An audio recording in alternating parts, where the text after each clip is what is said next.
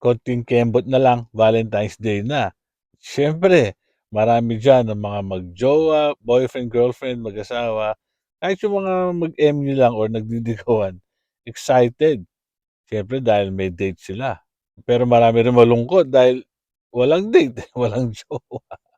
Pero huwag kayong malungkot, may advantage din naman ang pagiging single o walang jowa ngayong Valentine's Day. Yan ang pag-uusapan natin ngayon.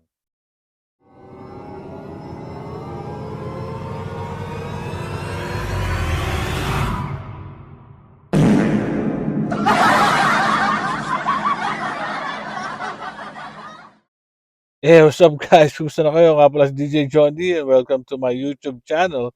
So ayun nga 'no, malapit na yung Valentine's Day 'no, konting kembot na lang. Marami ang excited, yun nga gaya ng nabanggit ko mga mag-jowa, boyfriend, girlfriend, mag-asawa, 'di ba, mga kahit mga nagliligawan o mag-MU, excited dahil may date. Pero 'wag malungkot yung mga walang date diyan. Kahit yung mga nagsasabi diyan na, naku Valentine's Day na naman, ilang Valentine's Day na, wala akong jowa, walang ka-date. May advantage din naman ng pagiging single o walang jowa ngayong Valentine's Day. So, ang unang advantage nung walang jowa ngayong Valentine's Day ay chill ka lang, 'di ba? Halimbawa, yun nga, Valentine's Day, gising ka sa umaga para yun, may pasok ka sa trabaho halimbawa or school, sa mga estudyante diyan. So, mangyayari bangon ka, yung daily routine, yung usual, maliligo, hilamos, toothbrush, 'di ba, mag-aayos ka. Hindi mo na kailangang magpaganda ng todo, magpagwapo ng husto. Konting suklay-suklay lang, konting makeup, tapos sa mga lalaki kahit simpleng t-shirt lang suotin mo, yung usual na damit na sinusuot mo pang-araw-araw, okey lang kasi wala ka naman date mamayang hapon, eh. 'Di ba, o tanghali o kung anong oras man usually nagde-date mga tao, pero usually bandang hapon, 'di ba? So, chill ka lang, 'di ba?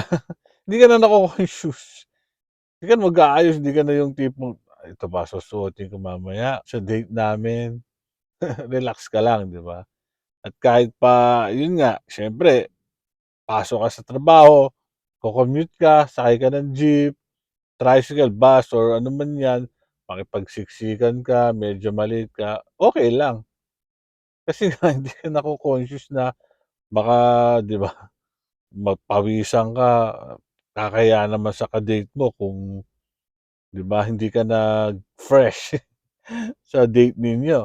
So, chill ka lang hanggang gano'n din sa trabaho, hanggang sa magpauwi ka na.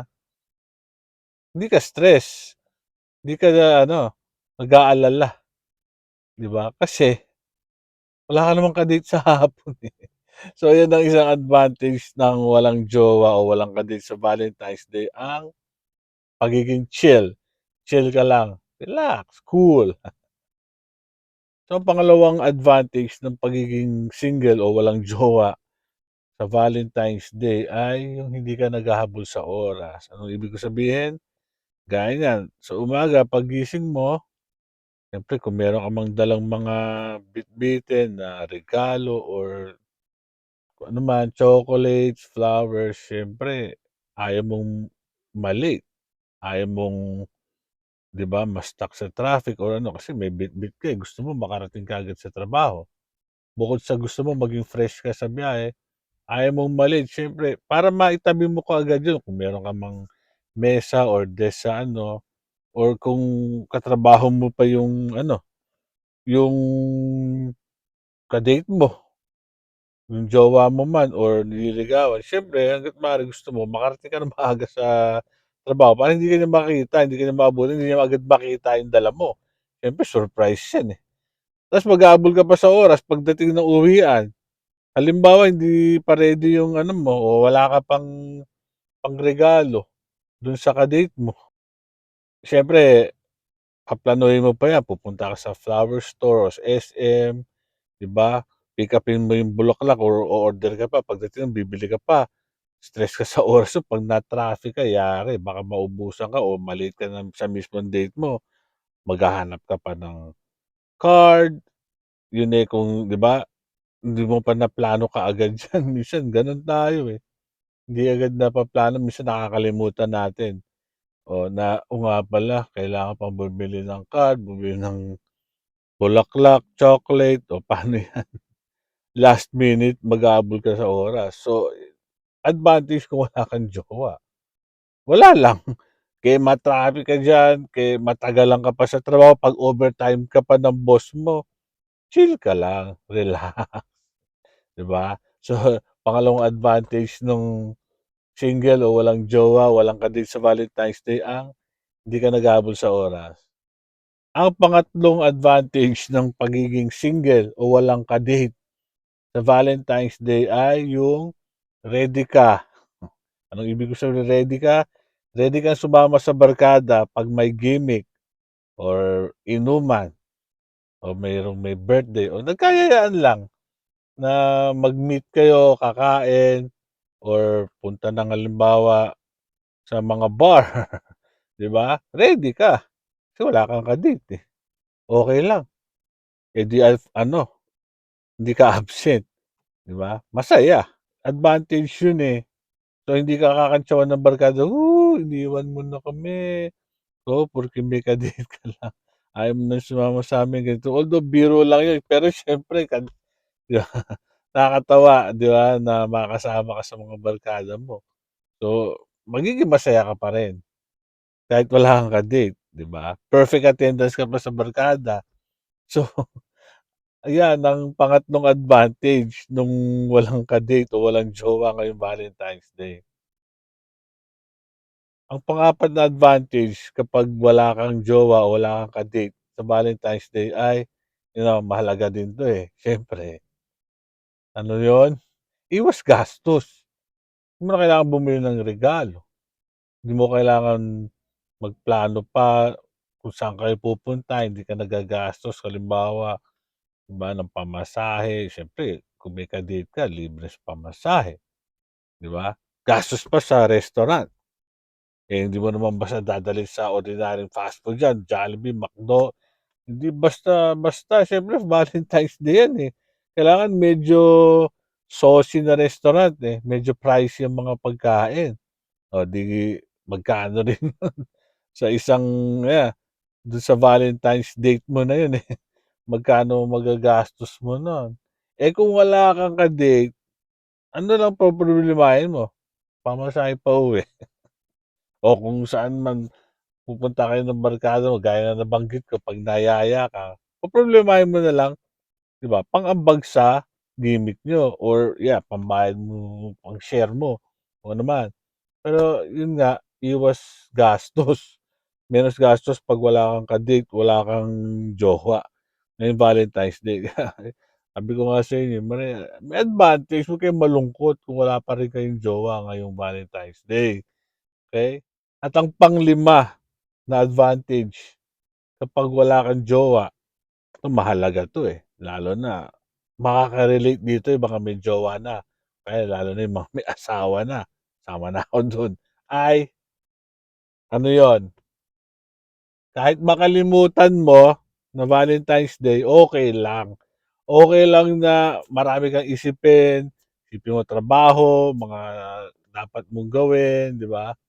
Minsan gano'n, eh, busy tayo sa trabaho, sa mga gawain, sa mga 'di ba, hustle, yung grind sa buhay. Nakakalimutan natin yung panahon, eh, nakakalimutan natin yung mga okasyon. So, ang mangyayari minsan nakakalimutan natin na Valentine's Day na pala, parating na. Eh, kung may jowa ka or meron kang nililigawan at nakalimutan mo na Valentine's Day pala, hindi mo siya nayaya, o yari ka. Lalo na yung mga may asawa diyan. World War III sabihin sa'yo ano, Valentine's Day na siguro may ka-date ka ano. Halimbawa nagtatrabaho ka February 14 ano or nasa school ka or kung nasaan ka man, dumating na yung tanghali, naghihintay yung jowa mo o girlfriend, asawa mo o kahit yung nililigawan mo, naghihintay na yayain mo sila. Minsan pagdating ng hapon na wala ka pa rin nababanggit, lagot ka, 'di ba? Pag-text mo or pagtawag mo or ikaw ang tatawagan, away. Eh, kung wala kang jowa, wala kang girlfriend, Maalala mo na lang pagpasok mo sa trabaho, kung mag-uuwian na may nagkukuwentuhan, magkaka-date sila o may makita ka na lang sa daan may dalang bulaklak.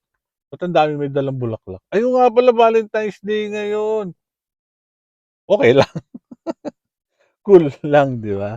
So, yan po mga kaibigan ang mga advantages ng pagiging single o walang jowa ngayong Valentine's, 'di ba? Minsan nakakalungkot nga wala kang jowa, walang nagke-care sa'yo, walang nagmamahal sa'kin. Emotional damage. Okey lang 'yan, it's not the end of the world, 'di ba?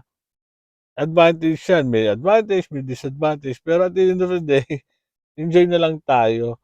Kung gusto niyo, spend niyo na lang ang time niyo kasama yung mga yan, barkada, mga mahal sa buhay, mga kamag-anak or simpleng kumustahin niyo lang magulang niyo. Tawagan niyo or puntahan niyo sa bahay or yayain niyo, i-date niyo nanay mo o tatay mo, 'di ba? Eh, ang Valentine's Day naman, eh, araw ng pagmamahalan, eh, not necessarily mag-jowa lang, yeah. Kaya wag po tayong malungkot kung walang jowa o single yung Valentine's Day, okey? 'Di ba? Anyway, if you like this video, paki-like na lang po at paki-subscribe na lang sa aking YouTube channel. Anong masasabi niyo dito sa mga pinag-usapan natin? Paki-comment na lang down below, okey? Maraming salamat sa panonood and thank you. See you on the next video.